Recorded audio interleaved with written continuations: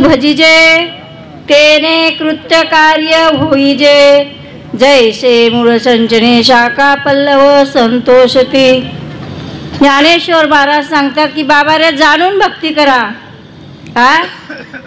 अशी मनाची भक्ती चालत नाही। मनानं ठेवलेलं नाव कसं आणि स्वयंभू कसं, म्हणून बाबा सांगतात की बाबा रे जाणतेने गुरु भजेजे तेने कृत्य कार्य होईजे जैसे संचने शाखा पल्लव संतोषती। जाणून करायचंय। आपण आता सगळं काही जाणून करतो, व्यवहार जाणून करतो, नोकरी जाणून करतो, शेतकरी जाणून शेती जाणून करतो, स्वयंपाक जाणून करतो, नाही का? जी भाजी आवडते ते आणतो। कसे बी वांगे घेऊन येतो का? किडके वांगे घेऊन येतो का? भाव विचारतो त्याचा, कसा भाव वांग्याचा भाव आहे तसा भगवंताच्या नामाचा पण भाव आहे। एक तत्व नाम दृढ धरी मना मग हरीची करुणा येईल तुझी। माझ्या सद्गुरु श्रीपाद बाबांना पुरुषाची सिद्धी चौथी घेऊन आपल्या हातीने निघाला भक्तीपंथी जगा देत असे। माझ्या सद्गुरु श्रीपाद बाबा, रामदास बाबा, नारायण बाबा, माने बाबा, माझे सद्गुरु नाना बाबा यांनी त्याच पावलावर पाऊल ठेवून, माझे बिभीषण बाबा, मग प्रकाश बाबा याच पावलावर पाऊल ठेवून चाललेला आहे। मग काय करायचंय? इथं येऊन करायचं काय? खाया प्यायचं जायचं? या मंडपामध्ये नुसत्या चपात्या झोडायला आलो काय आपण? काय करायचंय? इथं समजून घ्यायचंय। समजून देणारे पण आहे, समजून घेणारे पण पाहिजे। समजून देणारे बसलेलेच आहेत, ताट वाढून ठेवलेलेच आहे, फक्त तुम्हाला चावायचं नाही हे करायचं। म्हणून सांगतात की बाबा रे गुरुमुखे उदंडित असे हृदयी स्वयंभूचे असे प्रत्यक्ष पाहू लागे अपैसया। पण जाणून करायला पाहिजे। म्हणून माऊली सांगतात हे तुमच्या काय आहे? मुळातच आहे, मुळच आहे। मुळालाच पाणी घाला, फांद्याला पाणी घालूच नका। एक हरी आत्मा जीव शिव सम वाया तू दुर्गमान घाली मन। कुठं मन जाऊच देऊ नका। माझ्या सद्गुरु नाना बाबानं सायकलीवर परमार्थ केला।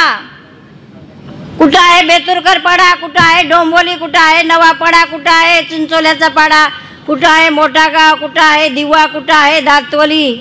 तसेच आमचे बिभीषण बाबा पण करतात। म्हणून काय केलं त्यानं? रक्ताचं पाणी केलं।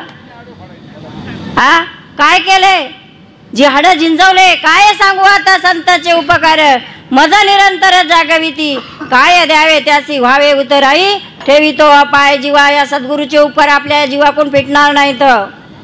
काय केलं त्यानं? या उपाधी माझी, या उपाधी माझी, चैतन्य असे सर्वगत आणि ते तत्वज्ञ मी संत स्वीकारती। संतांनी ते तत्व स्वीकारलं। देह ही उपाधी आहे, त्याच्यामध्ये गुप्त आहे ती गोष्ट आपल्याला समजून देणारे त्याला म्हणावं सद्गुरू। अनादिकालाचं ज्ञान आहे, अनादिकालाचं ज्ञान ते आपल्याला सांगत आहेत। आणि ते कुठं आहे? त्यांच्या जवळचं आहे का? आपल्या जवळ आहे, पण आवरण आलेलं आहे, मळ विक्षेप आवरण आलेलं आहे। त्याच्यातलं आवरण बाजूला केलं की ज्ञान समोर आहे। म्हणून त्याच्यासाठी वासना घालवायची आहे। मग वासना कशाला जाईल?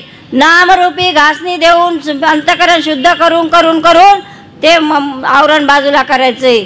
तसा या बुद्धीतला बी मळ काढायचंय, अंतःकरण पण शुद्ध करायचे। मग अंतःकरण शुद्ध झाल्याच्या नंतर चित्त चैतन्याची होता भेटी, आत्मसुखाची पडता गाठी, ते तुम्हाला तत्व नंतर कळ। सुख शोधतोय मनुष्य, जीव सुखासाठी तळमळतोय, पण सुख भेटत नाही। सुख कुठं आहे?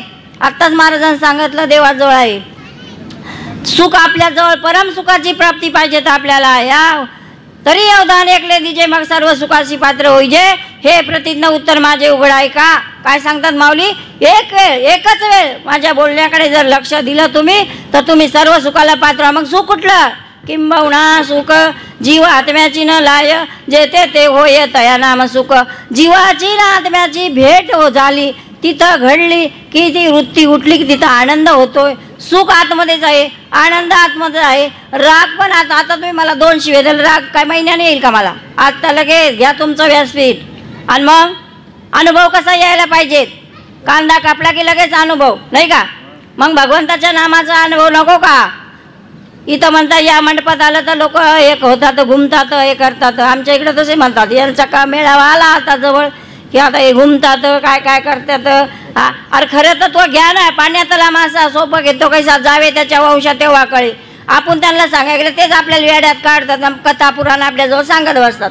कथा पुराण तर सगळ्यालाच माहिती आहे, टी व्हीवर पण येते, रामायण येते, महाभारत येते, सगळं काही, हनुमान येते, सगळं समजते आपल्याला, वाचून बी समजते ते. पण हे वाचायचं, आत्मप्रचिती, गुरुप्रचिती आणि शास्त्रप्रचिती, या 3 प्रचिती आल्या पाहिजे. माझ्या सद्गुरू नानाबाबांना ही 3 प्रचिती मला आणून दिलेली आहे. हा, व्यवसाय धंदा करायचंय, काही करायचं सोडायचं नाहीये, सगळं करायचंय. सगळं करून पण परमार्थ करता येतो.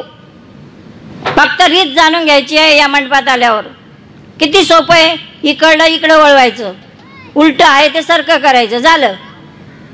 म्हणून माऊली सांगतात की एक वेळ माझ्या बोलण्याकडे जर लक्ष दिलं तसं, मग गुरु कसा करावा, गुरु करावा बळकट, धरावे त्यांचे मनगट, आणि प्रश्न विचारावे 2, मी कोण आणि देव कोण. ते जर म्हणले देवा तुम्हीच देवा, आता तर सत्य आहे. आणि तुम्ही जर म्हणले तुम्ही देव नाही, जावे वनांतरात सुखे तो घरा नारायण. वनांतराला जायचं काम नाही, या घरामध्ये देव आहे. नारायणाशिवाय देव चालत नाही. चाले शरीर कोणाचे असते, कोण बोलवित हरी विना देखावी एक नारायण. तर याचे भजन चुकून तुमच्या सद्गुरू श्रीपाद बाबा, तुम्ही सगळे माझे देवच आहे. आणि जगच देव आहे. देव आपल्यात आहे, आपण त्याच्यात आहे, सगळं देवच आहे. म्हणून झालेली सेवा माझी चुकला असं.